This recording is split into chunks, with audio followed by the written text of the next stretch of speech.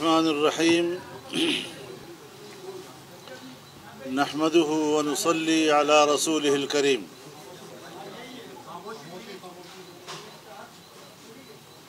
آج supreme court نے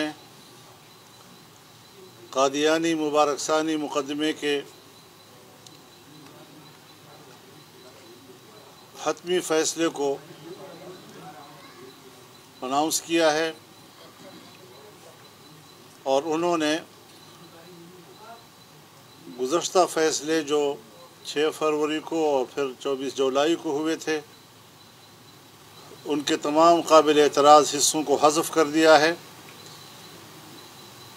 میں اس بہت بڑی کامیابی پر پوری قوم کو مبارکباد پیش کرتا ہوں،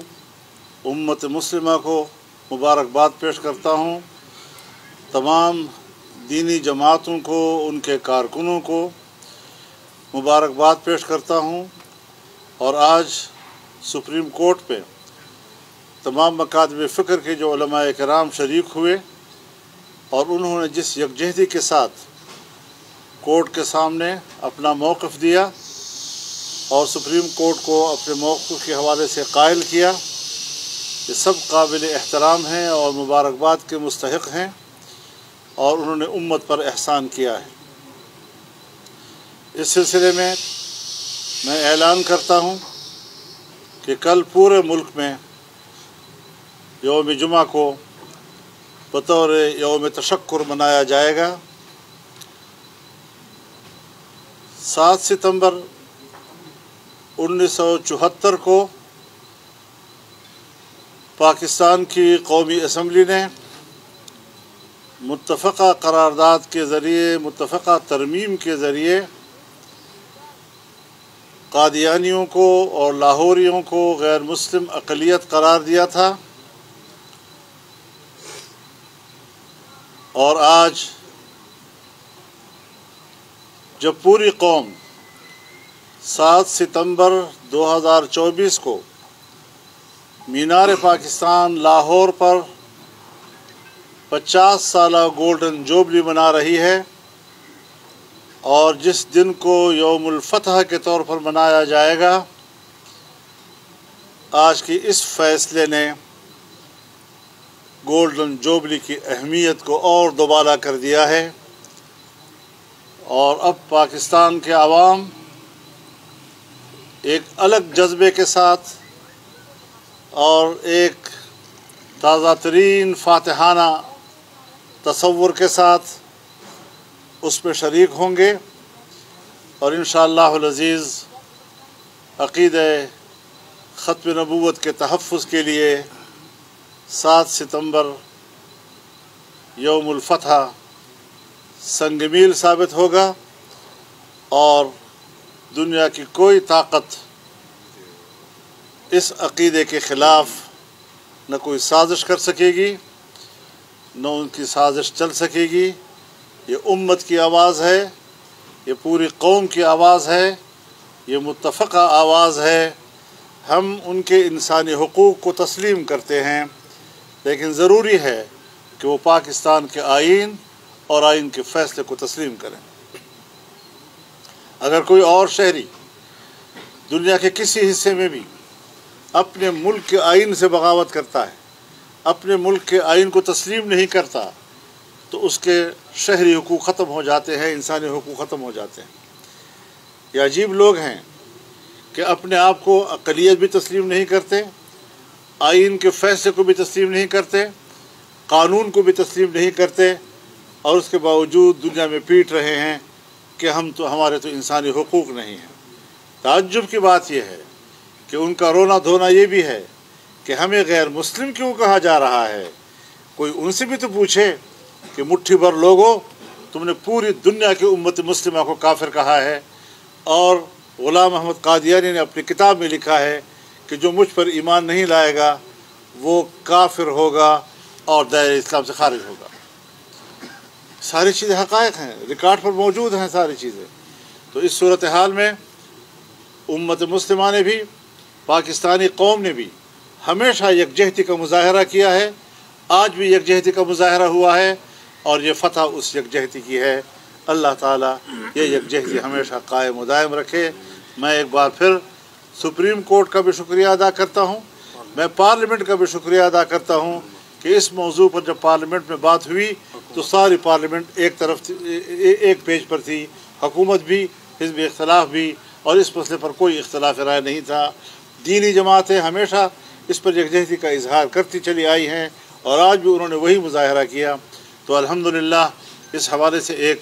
زندگی ملک کے اندر موجود ہے، ایک شعور موجود ہے، ایک احساس موجود ہے، اور انشاءاللہ یہ شعور و احساس اور قوم کے اندر یہ زندگی انشاءاللہ برقرار رہے گی اور قوم ایک زندہ قوم کو ثبوت پیش کرے گی۔ مولانا صاحب یہ فرمائیں کہ جس طرح دینی جماعتوں نے اس اتحاد کا مظاہرہ کیا، اس سے پہلے جب ووٹر فارم سے ختم نبوت کا حلف نامہ نکالا گیا تھا اس وقت بھی اسی طرح کا رد عمل آیا اور اس کو واپس لینا پڑا، اور بھی متعدد مواقع بھی اس طرح سے ہوا۔ کیا وجہ ہے کہ سود پہ بھی تمام مسالک جو ہے وہ متفق ہیں، عدالتی فیصلے موجود ہیں، اسلامی نظریاتی کونسل کی سفارشات پہ، قانون سازی کے معاملے پہ یہ سب کچھ موجود ہے؟ کیا وجہ ہے کہ دینی جماعتیں اس ایک بڑا بھاری پتھر جو ہے اس کو اٹھانے میں کامیاب کیوں نہیں ہو رہی، اور کیا اس اتحاد کو ان مقاصد کے لیے بھی آگے بڑھایا جائے گا؟ ہاں، یہ بات آپ کی بالکل بجا ہے کہ سود کے مسئلے پر بھی پوری قوم متفق ہے، علماء متفق ہیں، تمام مکاتب فکر متفق ہیں، لیکن یہاں پر حکومت کو انکار نہیں تھا۔ حکومت کو اس حوالے سے کسی قسم کی قانون میں تبدیلی یا ترمیم کا بھی انکار نہیں تھا، بلکہ اس فیصلے کے خلاف خود بینک چلے گئے کورٹ میں اور بینکوں نے اس حوالے سے اسٹے لیا ہوا ہے۔ تو یہ معاملہ جو ہے وہ اس طرح اس نوعیت کا نہیں ہے، تھوڑی ذرا اس کی قانونی و آئینی حیثیت ذرا مختلف ہے۔ مولانا یہ بتائیں، آج کے اس معاملے میں آپ کی چیف جسٹس سے بھی ملاقات ہوئی ہے اور پھر اس پر مشاورت بھی ہوئی ہے، ایک اپنے ہی فیصلے کو چیف جسٹس نے متنازع قرار دیا اور اس پر جو ہے ریورس کر کے تو اس کو تنازع ختم کر دیا گیا۔ اس تمام عمل میں آپ کو چیف جسٹس کا جو عمل تھا، معاملہ تھا، کیسے نظر آیا؟ میرے خیال میں انہوں نے بہت ہی فراخ دلی کا مظاہرہ کیا ہے، اور بحث تو ہوئی کیوں ہوا، کیسے ہوا، ایسا نہیں ہونا چاہیے تھا، آئندہ بھی نہیں ہونا چاہیے، یہ ساری چیزیں ڈسکس ہوئی ہیں۔ لیکن بہرحال آج انہوں نے جس مثبت رویے کا اظہار کیا، ہمیں اس پر ان کو داد دینی چاہیے اور ان کو خراج تحسین پیش کرنا چاہیے۔ کہ یہ جو پہلے فیصلہ کیا گیا تھا وہ محض لا علمی تھی، اتفاق تھا، یا اس کے مجھے اس کا علم نہیں ہے، میں کسی مقدمے میں پیش نہیں ہوا ہوں، آج پیش ہوا ہوں۔ آپ تمام سماعت میں وہاں پر موجود رہے، آپ ماشاءاللہ بہت سارے حوالے ماضی کے بھی آتے رہے، آج مختلف آپ کو بار بار دیکھا، آپ نماز کے لیے صرف گئے اور اس کے بعد جج صاحب نے جب آپ کو کہا کہ آپ مکمل سماعت سن کے جائیے گا تو پھر آپ وہاں پر موجود بھی رہے۔ کیسا دیکھتے ہیں کہ کیا یہ اس طرح سے بار بار ریویو پٹیشن اور پھر آگے جو معاملات اب چلیں گے، کیا اعتبار کیا جا سکتا ہے؟ یہ جو میرے خیال میں اس وقت سوال کا تناظر یہ ہے کہ عام جو کارکنان ہیں، جو عام لوگ ہیں، وہ ریاست پر اس طرح اعتبار نہیں کرتے قادیانیوں کے نہیں، میرے خیال میں دیکھیے بات یہ قادیانیت کے خلاف سوچ ایک ہی ہے۔